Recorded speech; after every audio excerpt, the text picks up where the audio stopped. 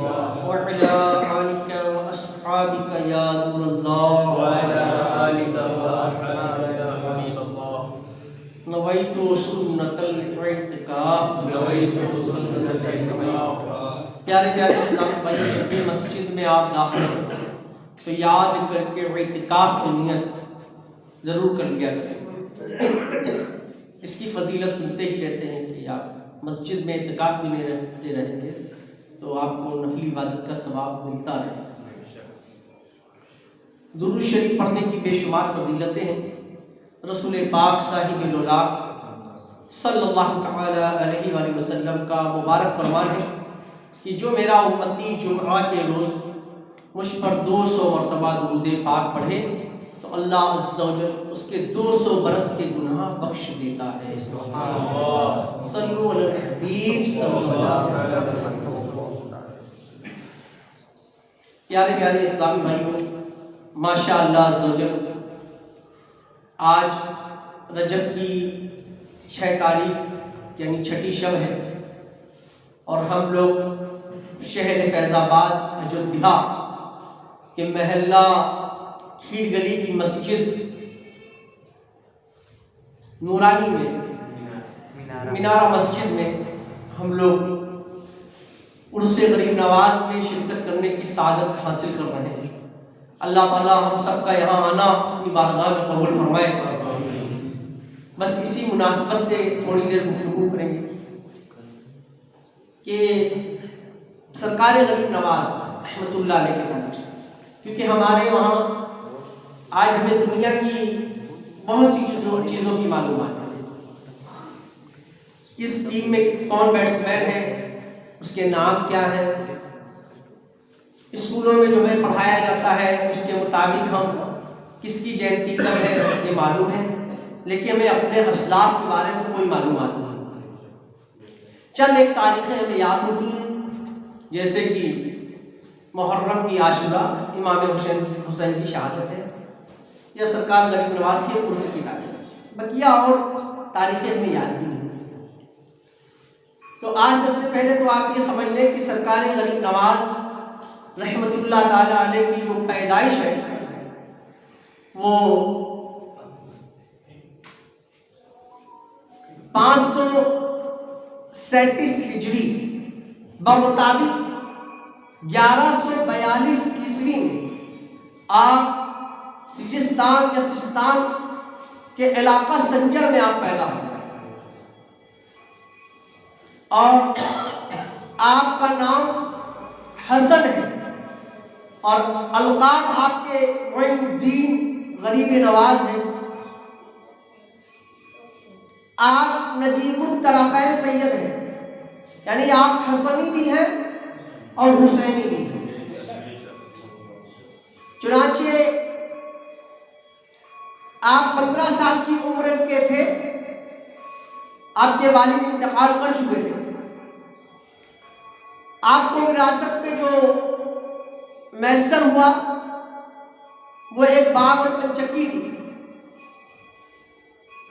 آپ ایک مرتبہ اپنے باغ میں پودوں کو پانی دے رہے تھے، اسی اثنا ایک بزرگ جن کا نام ابراہیم قندوزی رحمۃ اللہ علیہ باغ میں تشریف لائے۔ ان کو آتا دیکھ کر ابھی کم سن تھے سرکار غریب نواز رحمۃ اللہ علیہ فوراً سارے کام چھوڑ کر حضرت کی بارگاہ میں پہنچے اور ان کی دستبوسی کا شرف حاصل کیا۔ حضرت کو بٹھایا اور ایک انگور کا خوشہ لا کر حضرت کی خدمت میں پیش کیا۔ حضرت ابراہیم قندوزی رحمۃ اللہ علیہ کو یہ انداز بڑا پسند آیا، تو آپ نے اپنی جیب سے ایک روٹی کا ٹکڑا نکالا اور اس کو اپنے منہ میں چبایا اور اپنا جھونٹا نکال کر سرکار غریب نواز کے منہ میں ڈال دیا۔ بس وہ منہ میں ڈالنا تھا ان مظلوم کا جھونٹا، ان کے دل کی کیفیت ہی بدل چکی گئی اور آپ نے فوراً اونے پونے کام باغ اور پنچکی کو بیچ دیا اور حصول علم دین کے لیے آپ گھر سے باہر نکل گئے۔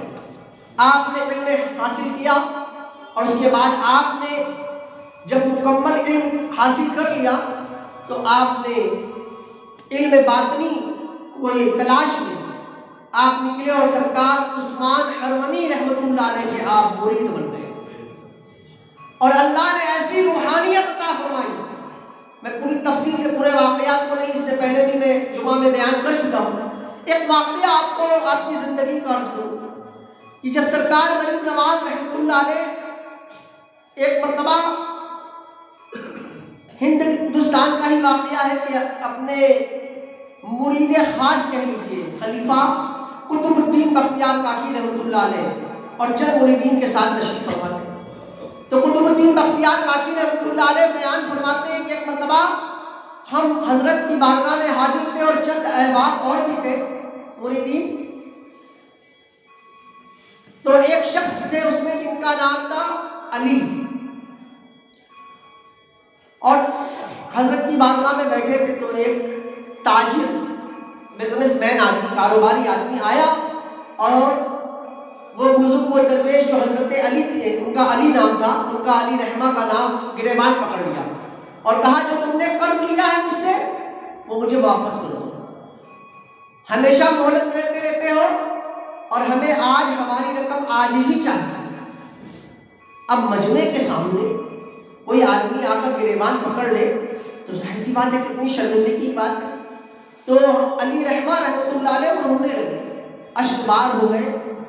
تو حضرت خواجہ غریب نواز رحمۃ اللہ علیہ پوچھا کہ معاملہ کیا ہے، معاملہ کیا ہے؟